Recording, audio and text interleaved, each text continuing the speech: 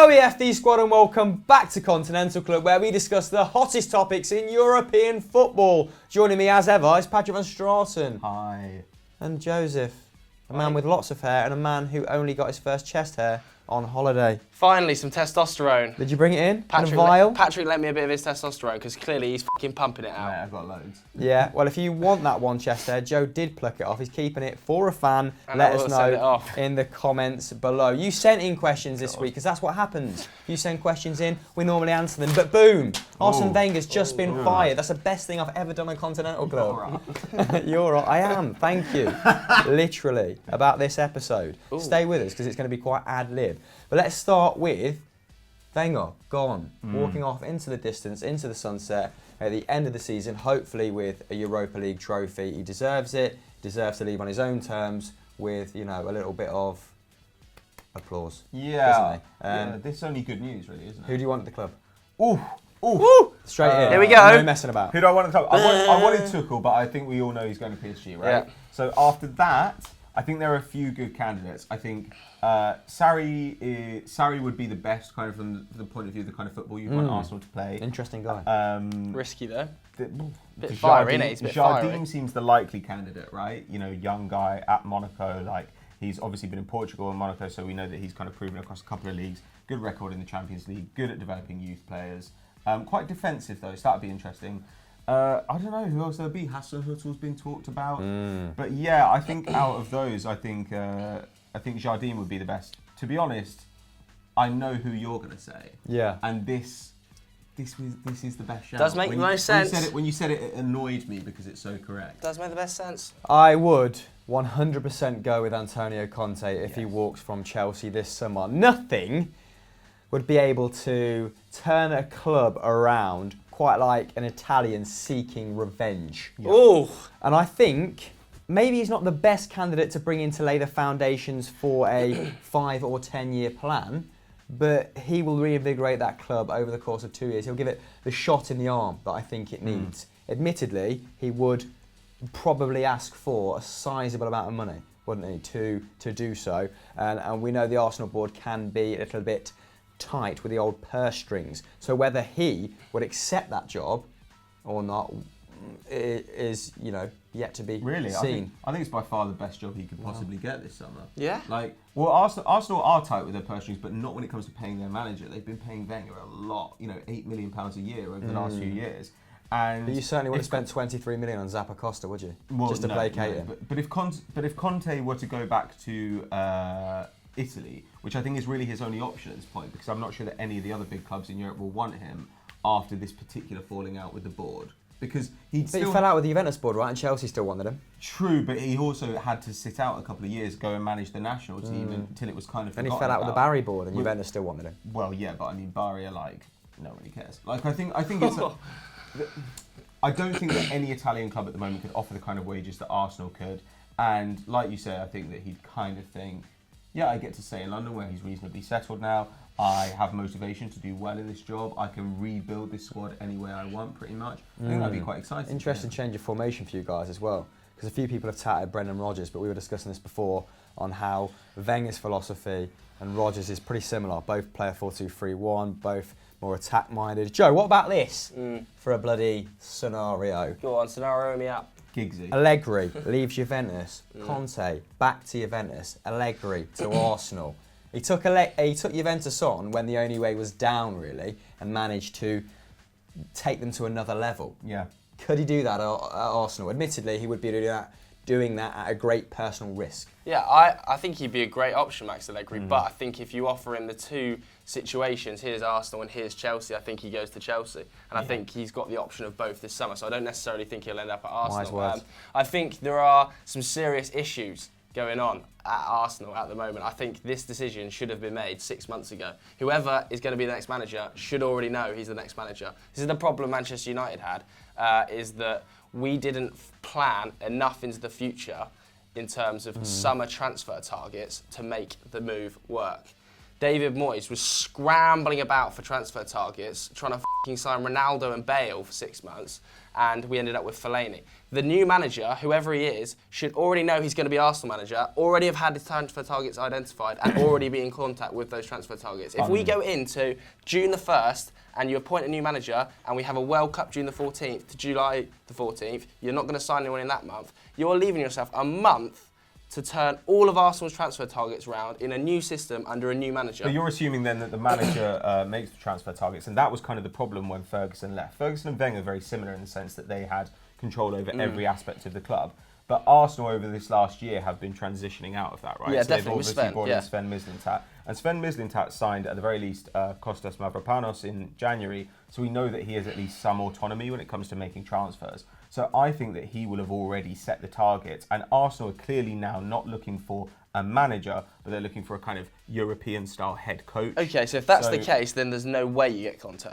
Well, that's not necessarily true. I mean, Conte is not going to come in with a man and come and sign his Juventus have always had a director of football. So have Chelsea. And whilst he's had problems with them, that was because they missed out on their top targets. It wasn't because of the structure. Like, don't get me wrong, there would definitely be like a line to be walked, and you'd have to make sure that the relationship between Sven and whoever came in as coach worked. I just hope, all I'm saying, for the sake of Arsenal, I really hope you've identified and are already in talks with those players. Right. Because if those players haven't been lined up, I think you're in serious trouble. Players is the next question, Because though, the so World don't Cup ruin that. fucks you. The month out the World Cup fucks you. Nobody moves in that month. I do agree. There's definitely we have to hope that that Arsene didn't wake up this morning and say I'm leaving, and that was the first they heard of it. We have to hope they've been talking about this for months. But I think that given the way the club's been going, given Gazidis taking on more power, he's the chief executive, I think it's likely that there's at least some planning. Okay. So more managers that would be comfortable operating in that system. We're maybe looking towards the Bundesliga. Sure. A Nagelsmann. What about Roger Schmidt for a year? I think Nagelsmann as would an be a interim appointment. kind of appointment. I mean, Roger Schmidt would be f***ing fun. And Hassan from RB Leipzig, who has had a tough second year. His kind of stock has taken a little bit of a knock, hasn't it? But not to the point where you'd be put off entirely, right? Yeah, and I think the thing about Hassan Hüttl is it's obviously been difficult for him because he's never really managed a league campaign and a Champions League campaign at the same time before, or Europa League as it turned out. That's quite difficult for even good managers to adapt to if you're not used to rotating the squad. And as we know, their squad is still pretty thin. Like as much as they have money behind them, they are still building a squad to compete in the Bundesliga. So I think it's been difficult for him to rotate this season. The thing I like about German managers, in a similar way to Italian managers actually, is that they don't just commit to kind of one system, one formation. They're quite versatile, and that's something that Arsenal are probably going to need because the squad is an absolute fucking shambles at the moment, as I think we're going to talk about. Yeah, I think we can all agree that Carlo Ancelotti, who is one of the current favourites, would be much of the same. Yeah, it's a sideways step, isn't it? Yeah. And just a quick one, what do you think of Vieira? Because he's, I think, Arsene immediately has bigged him up. The top 5 favourites are actually, in no particular order, because I can't remember it. Henry, Vieira, Löw, who's been on the international scene for 10 years now, Brendan Rodgers, and one other name which I'm forgetting, Allegri is 6th. Yeah, maybe Arteta. But I think it'd be a horrible error to appoint one of the ex-players, the Vieiras or the Artetas. I think it works. I think Arteta would be better than the others. Like Arteta's Really, I think Vieira would be better than Arteta. I don't know. I think Arteta is known to be like smart, interested. He's obviously been coaching under Pep Guardiola for 2 years now, which is something Vieira doesn't have. Vieira does have experience, but only in the MLS. I'm not sure that I necessarily think that. Vieira wants to be the head honcho, right? Whereas Arteta, how is that going to translate well from him being a coach? Is he ready for that sort of responsibility at the moment? Whereas Vieira's kind of put himself out. I would argue that neither of them are ready. But I think that Arteta in the long term is much more likely to be an Arsenal caliber manager than Vieira is. You just like him because he's much more handsome. I don't know. And has a better beard. I don't know. I love Vieira though. I grew up with Vieira. He was the greatest Patrick ever to play for our club. But I just think, I don't know. I'm kind of yet to see it. And also, I think there's a certain like all the players from the Invincibles generation, as a general rule, I kind of want them to shut up and go away because their opinions are always stupid and they always think that they have a right to Tony kind of Adams. like pontificate about Arsenal as a result of having been Invincibles. I mean, Tony Adams is in Arteta- a league of his own. Isn't Oh he? yeah, well he's a mega tool. But Arteta, I think, would want the best for the club. But if I were him, I'd probably say, you know what, I'm going to stay here. Then I'm going to go and coach under Pochettino. Then I'll maybe come to Arsenal. It's finals. such a big and job. That would be perfect. Like you said, Conte comes in, reinvigorates the club, and maybe 3-4 years time, then you could look at someone It's like an such Arteta. a big job, though. That the turnaround in that Yeah. squad. You need 6 players in the summer and potentially 6 starters. On that topic, let's discuss players. Right, Joseph, you were leading the charge then before I rudely interrupted. Who do Arsenal need and in what position? God, they need a lot of players, in my opinion. You definitely need a goalkeeper to replace Petr Cech. Yes. At least 1 centre half, maybe 2. I don't know how much longer Koscielny's going to be at his best. Mustafi, obviously high-profile errors this season, so potentially 2 centre backs. I would say 2 central midfielders. Not convinced about any of your central midfielders, especially with Jack probably leaving in the summer. Ramsey likely to be sold with just 18 months left on his contract, or is it 24 months? Not long left anyway. It expires next year. Potentially a winger. Don't really see any natural width in that team. Or speed. The signing of Mkhitaryan, I think maybe Wenger thought he could play on the wing, but I actually don't think he can. United had the same problem. He never worked out there. So I think maybe you need a natural winger. And yeah, that's just a start. I think then you need players for squad rotation that need to come in and replace the likes of Jack Wilshere who are going to leave, like sort of Mohamed El Neni level players. But I would start with the goalkeeper. I think that is a core root problem of that entire team, is Petr Cech's you just continued highlight decline. the fact there is no spine, and while kind of spine sometimes can feel like lazy journalism, it has been so interchangeable at Arsenal, hasn't it? That you've not really... Well, he's just in such decline, isn't it? He's declining so quickly, Petr Cech. Petr Cech is this. What goalkeeper would you go for, Pato? I think there are quite a few who are available. Timo Horn, he plays for Cologne. It looks like they may get relegated, and if they do, his release clause drops to €3 million. He rates as an above-average shot-stopper over the last few seasons. He's still pretty young. German keepers, as a general rule, pretty good with their feet. There's also Alban Lafont, who's the young player at Toulouse. He'd be interesting as well.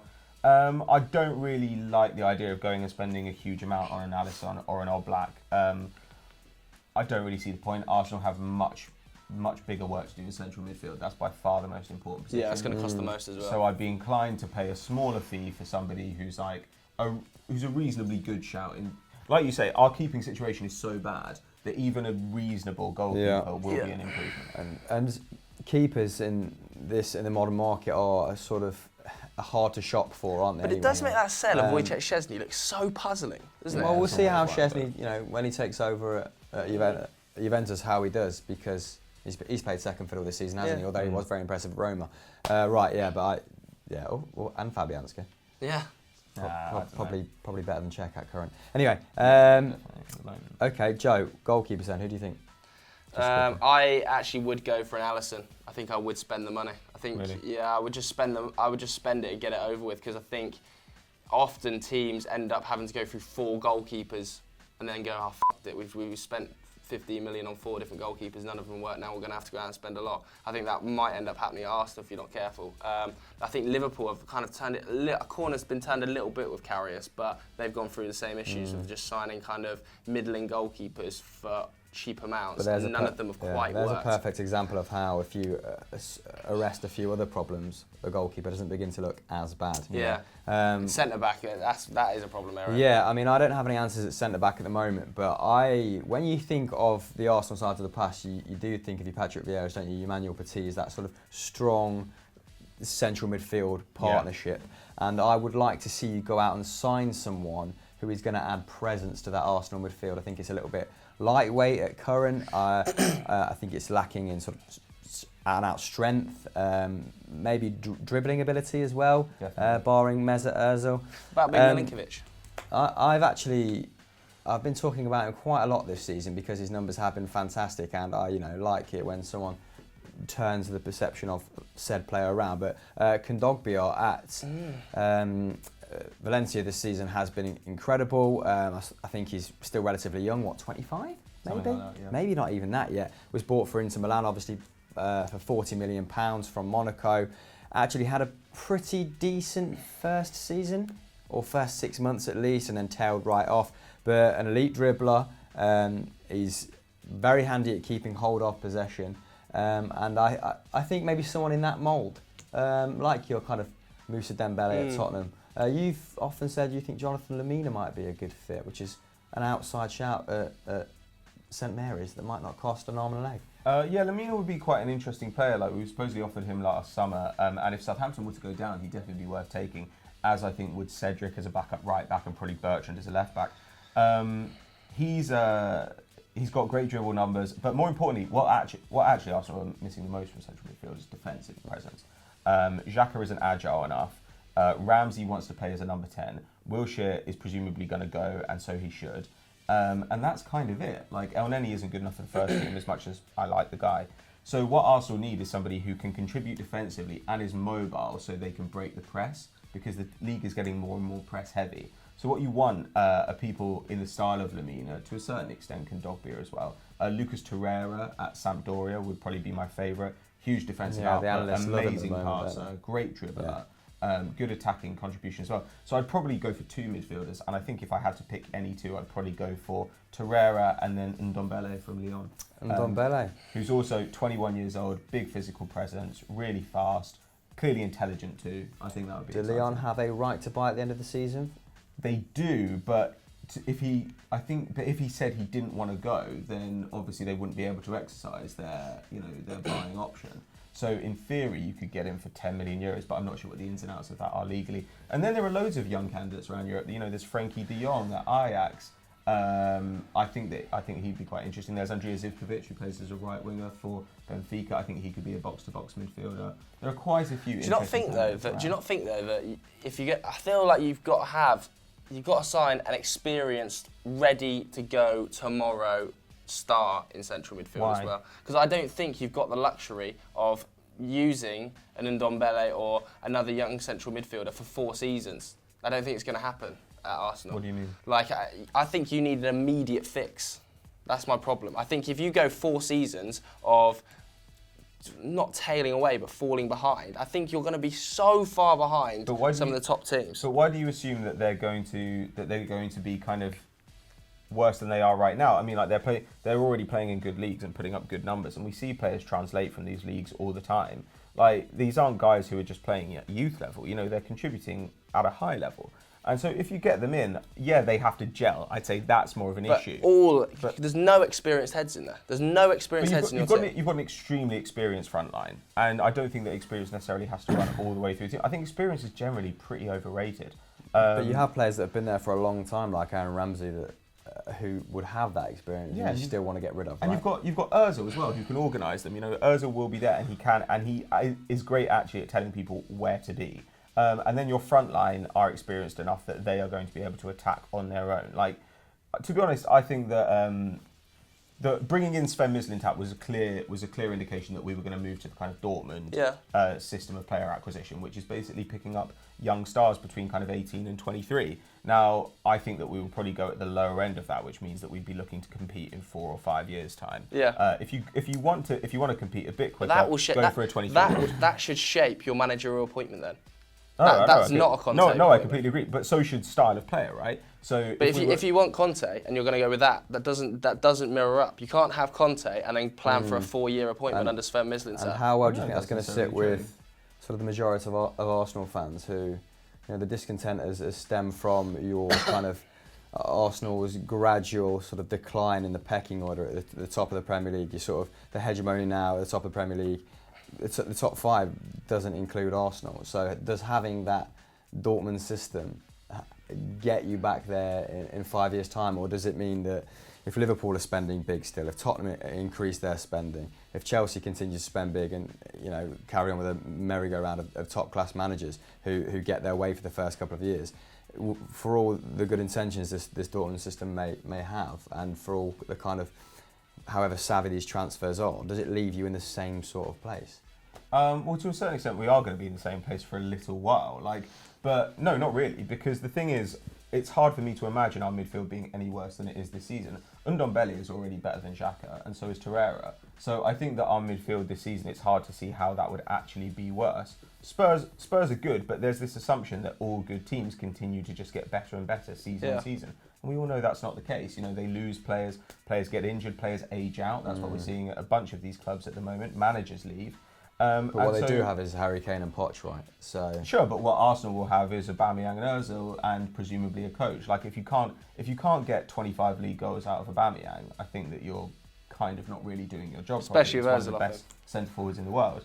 So I think that just a bit of structure and better personnel should make up some of the ground in central midfield. And to be honest, if Arsenal fans are unhappy about it, then they can shut up. Like, I mean, I don't think that you can make policy based on what's going to make the fans happy in the short term. Like, you've got to show them you're making steps towards something, and then if you continue to make those steps successfully, then they have to kind of shut up. But I I agree. You can't run the club dogmatically with how the fans view things are going at current. But I just feel that Dortmund can do that. Dortmund can implement that system in the Bundesliga and achieve a certain degree of success. Whereas in the Premier League, I'm not sure if you can't not partake in this mammoth spending because the other clubs just will. And I also think, I have no problem with signing the young players, but I think when you sign a youngster, either bring in an experienced head or have someone ready that's going to be the experienced head in the side that you're going to kind of go, look, this is, put your arm around his shoulder kind of thing. Yeah, for balance sake. But I think experienced heads are becoming a lot harder to define, right? Because there's more of a spread of the top class players, at least at the top clubs. As in, they're hoovering up all the talent, but at least at the top clubs. As in, Naby Keita, would anyone have regarded him, before last season as a £45 million signing, an experienced signing, someone that's going to improve a Premier League side? No, but the data suggested so. We had a good debut season in Germany, and here he is, and everyone's very excited to see him. But yeah, I think Arsenal.